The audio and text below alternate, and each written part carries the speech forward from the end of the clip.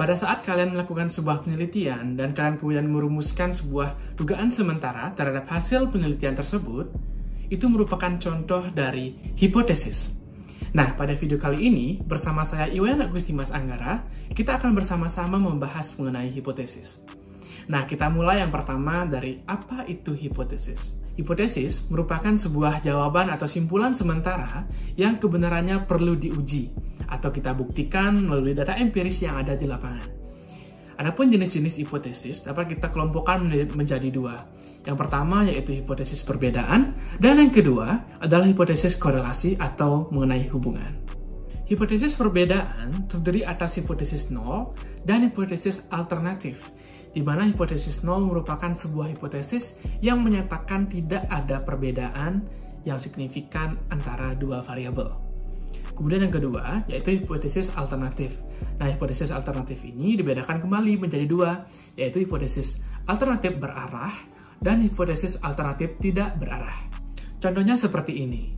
Terdapat sebuah hipotesis yang menyatakan bahwa terdapat perbedaan yang signifikan prestasi belajar IPS antara siswa yang diajar dengan metode ceramah dan yang diajar metode diskusi.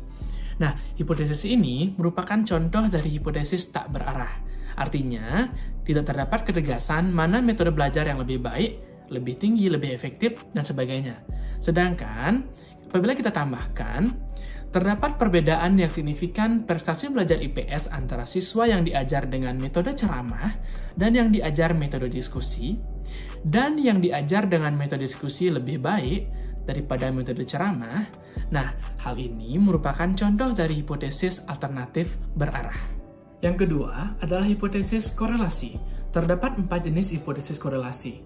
Yang pertama adalah hipotesis nol berarah, kemudian hipotesis nol tak berarah, kemudian hipotesis alternatif berarah, dan hipotesis alternatif tak berarah. Mari kita bahas. Hipotesis nol berarah menyatakan secara spesifik bahwa tidak terdapat korelasi positif yang signifikan antara dua variabel. Contohnya, tidak terdapat korelasi positif yang signifikan antara disiplin belajar dan prestasi belajar IPS pada siswa. Sedangkan, hipotesis nol tak berarah hanya menyatakan bahwa tidak terdapat korelasi yang signifikan antara dua variabel. Contohnya, bahwa tidak terdapat korelasi yang signifikan antara disiplin belajar dan prestasi belajar IPS pada siswa. Selanjutnya, terdapat hipotesis alternatif berarah yang menyatakan secara spesifik bahwa terdapat korelasi positif yang signifikan antara dua variabel. Contohnya, terdapat korelasi positif yang signifikan antara disiplin belajar dan prestasi belajar IPS pada siswa. Sedangkan, hipotesis alternatif tak berarah hanya menyatakan bahwa terdapat korelasi yang signifikan antara dua variabel. Contohnya, bahwa terdapat korelasi yang signifikan antara disiplin belajar dan prestasi belajar IPS pada siswa. Lantas bagaimana cara kita melakukan pengujian terhadap hipotesis? Nah, setelah hipotesis disusun melalui hipotesis nol dan hipotesis alternatif, kemudian kita memilih metode pengujian. Setelah itu, kita menentukan taraf signifikansi yang biasanya sebesar 0,05.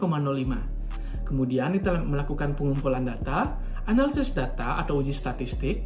Setelah itu menarik kesimpulan dan melaporkan hasil hipotesis atau melaporkan hasil penelitian kita yang telah kita laksanakan. Jika suatu hipotesis tidak terbukti dengan data empiris di lapangan, bukanlah berarti bahwa suatu penelitian telah gagal. Namun, yang terjadi adalah hipotesis gagal dibuktikan di lokasi tempat penelitian. Oke, sekian dari saya. Saya mohon maaf apabila terdapat kesalahan. Terima kasih telah menonton. I'll see you next video and have a beautiful day.